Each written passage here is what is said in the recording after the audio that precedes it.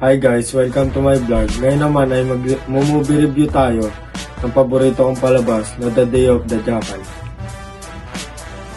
The Day of the Jackal trailer. Who's the target? My clients need to know if you think it's possible. It'll cost.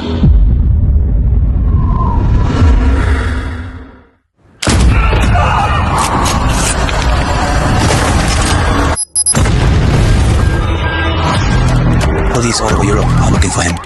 We are reaching out to all our international partners for assistance. He's an exceptional assassin. He will kill again unless we stop him. There's no record of him anywhere. This guy's a ghost. I know I can find him. I've heard good things about you, Bianca. Don't let me down. His code name's Jackal. He's a mimic.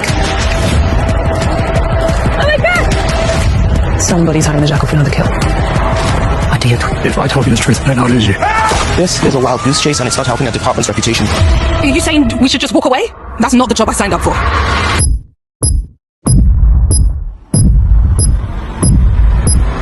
There's only so much I can do to protect you. I will find him and I will kill him myself. One man is not worth all this loss. I like to win. So do I.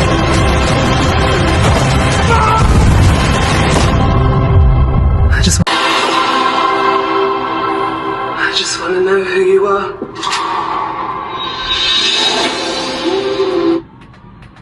Nagustuhan ko ang movie na to dahil siya ang pinakamagaling na assassin at sa kanyang skills gusto ko itong matutunan sa totoong buhay dahil pangarap ko maging pulis. Go.